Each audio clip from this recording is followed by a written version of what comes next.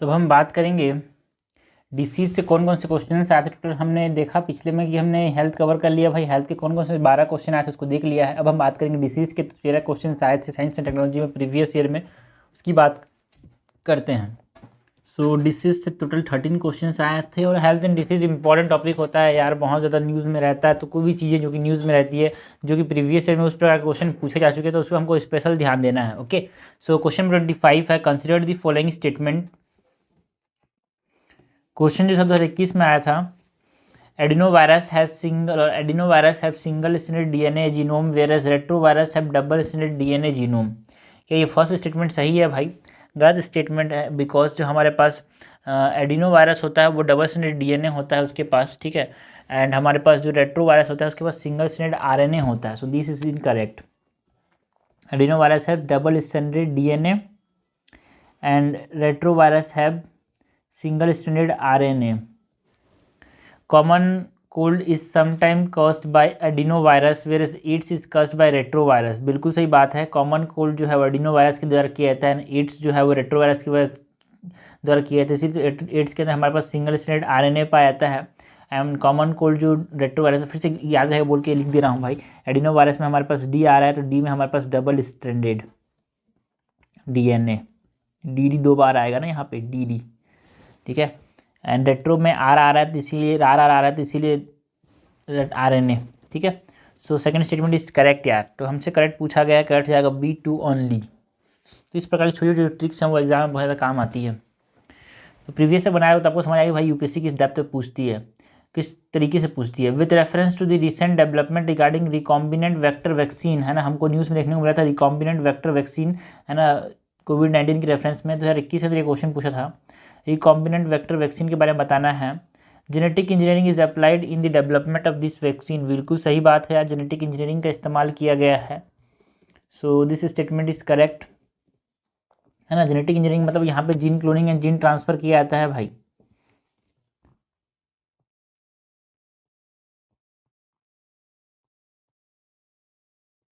Okay, bacteria and virus are used as vector, कि इसमें Bactrian virus का इस्तेमाल किया जाता है एज अ वेक्टर। बिल्कुल सही बात है, करेक्ट हमसे पूछा गया है, करेक्ट हो जाएगा बोथ 1 और 2। क्वेश्चन 27 है, what is the importance of using pneumococcal conjugate vaccine in India. 2020 में क्वेश्चन आया था भाई, जो न्यूमोकोकल कंजुगेट वैक्सीन है उसका इस्तेमाल करने से क्या फ़ायदे हो सकते हैं हमको। This vaccines are effective against pneumonia as well as meningitis and sepsis. तो क्या न्यूमोकोकल कंजुगेट वैक्सीन जो होते हैं क्या वो सेप्सिस और निमोनिया के खिलाफ भी हमारे पास, मतलब जो मेनिंजाइटिस के खिलाफ भी ये इफेक्टिव होते हैं। बिल्कुल सही बात है यार। और भी बहुत सारी चीज़ें इनके खिलाफ ये इफेक्टिव होते हैं, जैसे कि ईयर इन्फेक्शन के खिलाफ ये इफेक्टिव होते हैं, मतलब ईयर इन्फेक्शन को भी होने से रोकते हैं ये, ठीक है ना। Sinus infection, ear infection, sinus infection, blood stream infection, तो इन सब चीज़ों को भी ये रोकते हैं भाई, जो न्यूमोकोकल कंजुगेट वैक्सीन होते हैं वो। Dependence on antibiotics that are not effective against drug resistant bacteria can be reduce. बिल्कुल सही बात है यार, है ना, क्योंकि हमारे पास जब इन वैक्सीन का इस्तेमाल करेंगे तो एंटीबायोटिक्स की ज़रूरत कम पड़ेगी, जिससे हमारे पास जो ड्रग रेसिस्टेंट बैक्टीरिया है उनको बनने से रोक सकते हैं हम। This vaccine have no side effect and has और कॉज नो एलर्जिक रिएक्शन। देखो भाई, ऐसी दुनिया में कोई चीज़ नहीं, ऐसा कोई दवाई नहीं जिसका कोई साइड इफेक्ट ना हो। सो इसके साइड इफेक्ट में हमारे पास फीवर भी हो सकता है यार, है ना, वेट लॉस हो सकता है और एपेटाइट लॉस हो सकता है ना, हेडेक हो सकता है। तो ये गलत है, हमसे कट पूछा है, कट जाएगा B1 और 2 ओनली। क्वेश्चन नंबर 28 है, which of the following are the reasons for occurrence of multi drug resistance in microbial pathogen in India. तो जो मल्टी ड्रग रेसिस्टेंस है इंडिया के अंदर, 2019 में क्वेश्चन आया था, माइक्रोबियल पैथोजन के अंदर जो मल्टी ड्रग रेसिस्टेंस है वो क्यों देखने को मिलता है, रीज़न हमसे पूछा गया है। Genetic predisposition of some people, बिल्कुल सही बात है, कुछ लोग जो होते हैं जेनेटिकली ऐसे प्रीडिस्पोज होते हैं इसीलिए उनके ऐसा हो जाएगा, क्या ऐसा कोई नहीं है भाई। मल्टी ड्रग रेसिस्टेंस का जेनेटिक से कोई लेना देना नहीं है। Okay, antibiotic resistance genetic predisposition कोई लेना देना नहीं है। Taking incorrect dosage of antibiotic to cure disease, बिल्कुल सही बात है यार। अगर आपने पूरा एंटीबायोटिक सपोज 4 दिन का दिया, अगर 3 दिन में आपको ठीक हो गया, चौथा दिन का आपने नहीं खाया, तो आपके बैक्टीरिया ठीक से मरे नहीं रहेंगे और वो क्या करेंगे, इस जो दवाई आपने खाया था उससे रेसिस्टेंस क्रिएट कर लेंगे। सो इनकरेक्ट डोसेज लेना भी एक कारण है एंटीबायोटिक रेसिस्टेंस का। And using antibiotics in life stock farming, बिल्कुल सही बात है, जिससे हमारे पास ये बॉडी हमारे अंदर लाइफ स्टॉक फार्मिंग में हमने एंटीबायोटिक इस्तेमाल किया। सपोज करो हमने कोई एनिमल प्रोडक्ट उगाया, उसमें एंटीबायोटिक का इस्तेमाल किया, अब उसको हम खा रहे हैं, सपोज पोल्ट्री प्रोडक्ट को हम खा रहे हैं, तो हमारे अंदर भी वो ट्रांसफर हो जाता है। सो इट इज ऑल्सो कारण for multi drug resistance. Multiple chronic disease in some people, yes multiple chronic disease है तो मल्टीपल बार हमको दूसरे टाइप के माइक्रोऑर्गेनिज्म से वो अफेक्टेड होते हैं, है ना, डिफरेंट टाइप के इन्फेक्शन होते हैं, तो ये हमारे पास एक्सेबरेट हो जाता है मल्टी ड्रग रेसिस्टेंस। ठीक है, करेक्ट हमसे पूछा गया, करेक्ट हो जाएगा D1, 2, 3 and 4। Okay, question number 9 है Cas9 protein that is often mention in the news. देखो क्रिस्पर Cas9 को 2019 में नोबेल प्राइज मिला था डिस्कवरी के लिए, जिसको मॉलिक्यूलर सीजर बोलते हैं, है ना, वो उसके रेफरेंस में यहाँ पे हमसे क्वेश्चन पूछा गया, क्योंकि बहुत इंपॉर्टेंट है यार। Cas9 प्रोटीन जो है वो कैंची है। अब molecular scissor used in integrated gene editing, बिल्कुल सही बात है, मॉलिक्यूलर सीजर है। अच्छा यही तो पूछा गया है, तो आंसर क्या हो जाएगा यहाँ पे, आंसर हो जाएगा ए। क्वेश्चन नंबर 30 है which one of the following statement is not correct. हमसे क्या पूछा गया है, नॉट करेक्ट पूछा गया है। 2019 के अंदर ये क्वेश्चन आया था। Hepatitis B virus is transmitted much like HIV, बिल्कुल सही बात है। हेपेटाइटिस बी और HIV एक ही जैसे ट्रांसमिट करते हैं, थोड़ा सेक्सुअल रूट हो सकता है ना, contact with the blood of infected person. Hepatitis B unlike hepatitis C does not have vaccine, क्या हेपेटाइटिस बी का वैक्सीन नहीं है, बोल रहा है, गलत बात है भाई। हेपेटाइटिस सी का वैक्सीन है, हेपेटाइटिस बी का वैक्सीन है, बट हेपेटाइटिस सी का कोई क्योर नहीं है, कोई क्योर नहीं है, हेपेटाइटिस बी का वैक्सीन है इसका।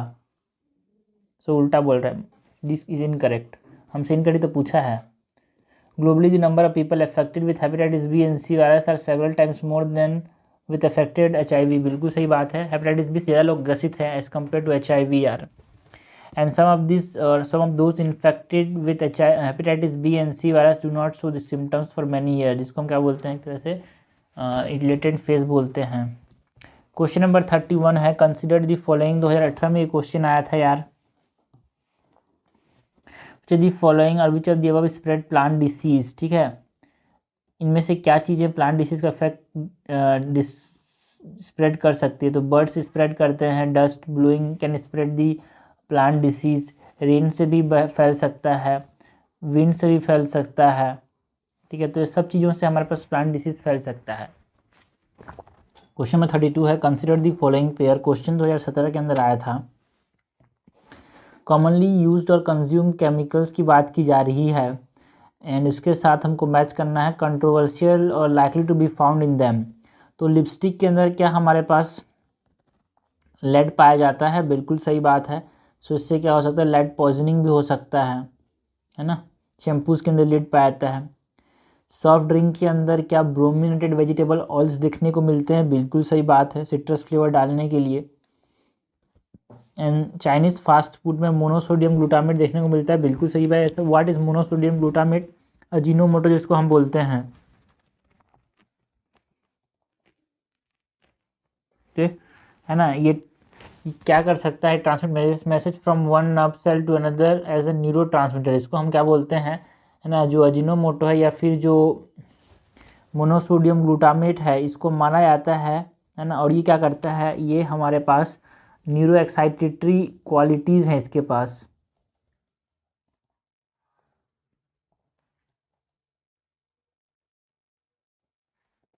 बिल्कुल सही है यार, हमसे कैटली मैच पूछा गया, कैटली मैच हो जाएगा D1, 2, 3।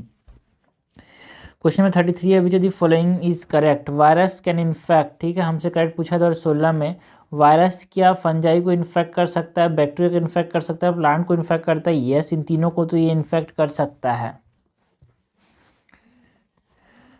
क्वेश्चन नंबर 34 है कंसिडर दी फॉलोइंग पेयर, कुछ विटामिन डेफिशिएंसी को साथ हमको एसोसिएट करना है भाई डिसीज़ के साथ, ठीक है। विटामिन सी की डेफिशिएंसी से स्कर्वी होता है, बिल्कुल सही है। विटामिन डी के डेफिशिएंसी से रिकेट्स होता है। विटामिन ए की डेफिशिएंसी से क्या होता है, नाइट ब्लाइंडनेस होता है। सो ये गलत हो जाएगा भाई।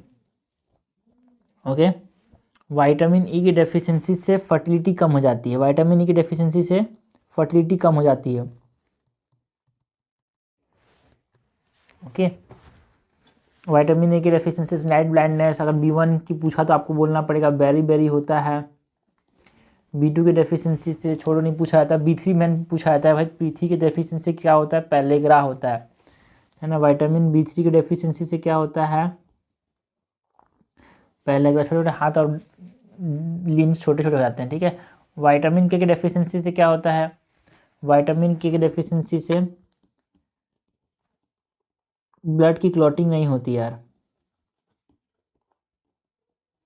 करेक्टली मैच हमसे पूछा है, करेक्टली मैच आएगा A1 and 2 only. Question number 35 है, कंसिडर द फॉलोइंग डिसीज। 2014 में क्वेश्चन आया था, which of the above disease have been eradicated in India. इनमें से कौन सी डिसीज इराडिकेट हो चुकी है। तो डिप्थीरिया इराडिकेट हो चुका है क्या, ना इराडिकेट मतलब पूरा खत्म हो चुका है यार। चिकन पॉक्स एकदम खत्म हो चुका है कि नहीं खत्म हुआ अभी तक, ठीक है। लेकिन जो स्मॉल पॉक्स है यार, स्मॉल पॉक्स, चिकन पॉक्स आज भी देखने को मिलता है हमारे को, ठीक है ना, वेरिसोला जोस्टर की तरह आज ही फैलता है, लेकिन कंप्लीटली इराडिकेट मतलब ख़त्म नहीं हो गया, ठीक है। और स्मॉल पॉक्स जो है 1981 में इराडिकेट हो गया था दुनिया से, ऐसा माना जाता है, ऐसा बोल दिया गया। So smallpox is eradicated means ख़त्म। क्वेश्चन नंबर 36 है, which of the following statement is are correct. हमसे करेक्ट पूछा है, क्वेश्चन 2013 में आया था। Virus lack enzyme necessary for generation of energy. बिल्कुल सही है, वायरस के अंदर एंजाइम्स नहीं होते यार, इसीलिए वो दूसरे के ऊपर सर्वाइव करते हैं। Virus can be cultured in any synthetic media. No भाई, इनको सिंथेटिक मीडिया के अंदर कल्चर नहीं किया जा सकता, इनके लिए special, because they are intracellular obligate ना, so they can only be cultured inside a cell, inside a living cell, because viruses are intracellular और obligate, intracellular parasite. Virus are transmitted from one organism to another by biological weapon only, है extreme word गलत है भाई। Virus जो है ना, हवा से भी जा सकते हैं, पानी से भी जा सकते हैं। सो करेक्ट हमसे पूछा गया है, करेक्ट क्या हो जाएगा भाई, करेक्ट हो जाएगा 1 and only 1। आंसर क्या होगा A। 37 नंबर क्वेश्चन है, which of the following disease can be transmitted from one person to another through tattooing. Tattooing के थ्रू कौन कौन सी डिसीज ट्रांसमिट हो सकती है, ये हमसे पूछा गया है। तो थोड़ा समझना भाई, यूपीएससी और दैट में ही क्वेश्चन पूछिए, अजीबोगरीब लगेगा बट इट इज़ करेक्ट। तो क्या हमारे पास हेपेटाइटिस बी टैटूइंग से ट्रांसमिट हो सकता है, बिल्कुल सही है। एड्स ट्रांसमिट हो सकता है टैटूइंग से। सपोज एक टैटू किसी ने लगवाया, उसको हमारे पास क्या हुआ था, HIV हो गया था। अब उसी मशीन से अगर दूसरे को हमारे पास टैटू लगाता है तो हाँ, उसको भी HIV हो सकता है। एक तरह से नीडल प्रिक का तरीका ही जो है भाई। चिकनगुनिया नहीं हो सकता। करेक्ट हमसे पूछा गया है, करेक्ट हो जाएगा 2 and 3 ओनली, ठीक है। So because single use needle से होता है ना, but tattooing is nothing but इसका मैकेनिज्म नीडल की जैसा ही तो है। ओके,